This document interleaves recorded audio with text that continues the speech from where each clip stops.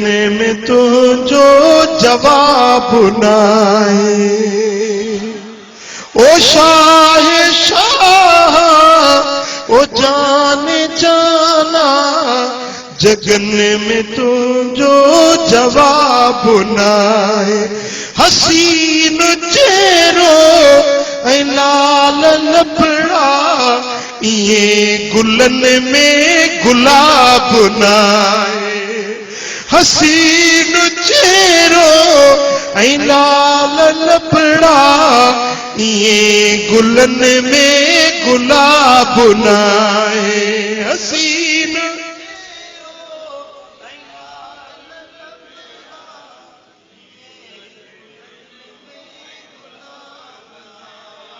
मिठा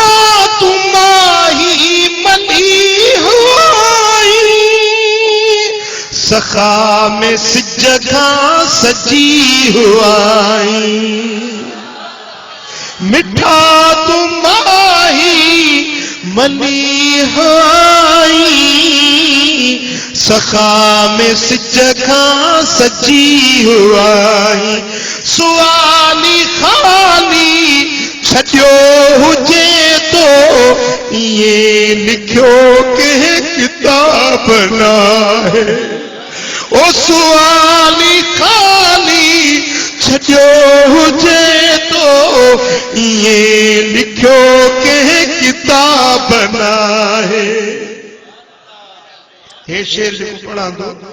ये हींअर साईं जे रोज़े जे साम्हूं बि चयो लिखो ठाहियो हुते हुन साईं जे साम्हूं बि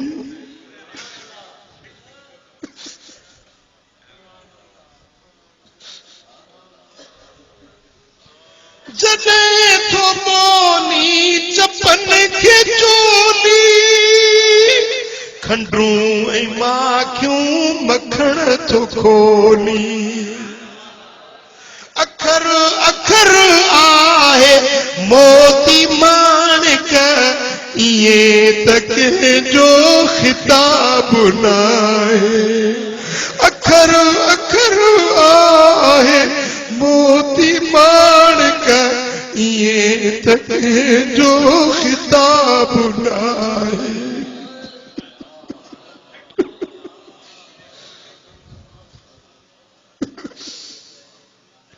हसीन चेहरो ऐं लाल लबड़ा ये गुलन में गुलाब नाहे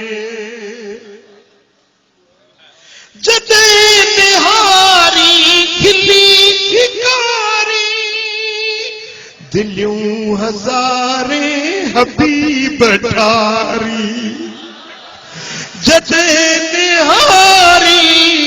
खिली खिकारी दिलियूं हज़ारे हबीब ठारी झलक ॾिठी जे मिठा अवां जी हशर जो उन ते हिसाब नाहे झलक ॾिठी जे मिठा अवां ते हशर जो उन ते हसीन चेहरो ऐं लाल लबड़ा हसीन चेहरो ऐं लाल लबड़ा ये गुलन में गुलाब नाहे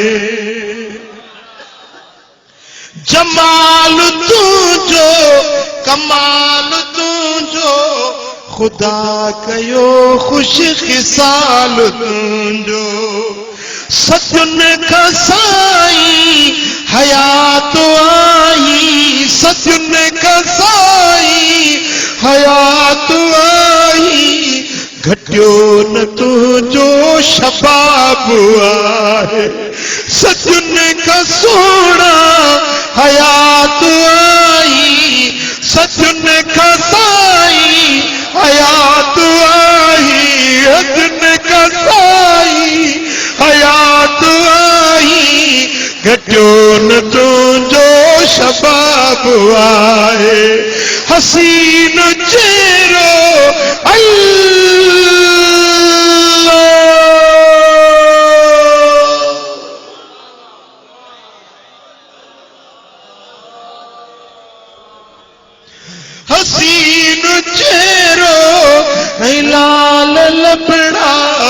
ये गुलन में गुलाब नाहे ज़ईफ़ आया हकीर आया मगर तुझे दर फकीर आया।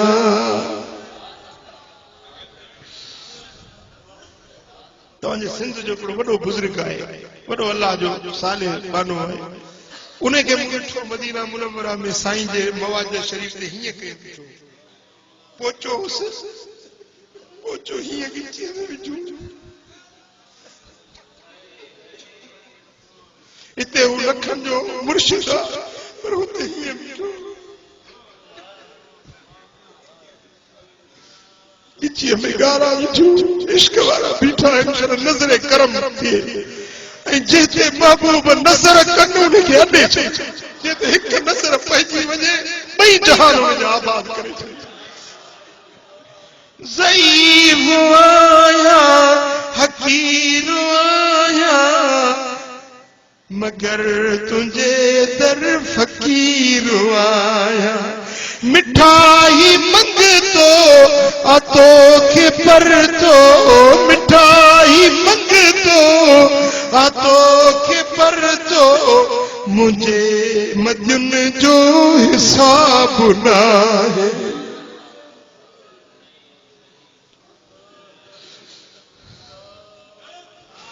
मिठाई मंगतो अतो के पर तो मुझे मजन जो हिसाब ना है।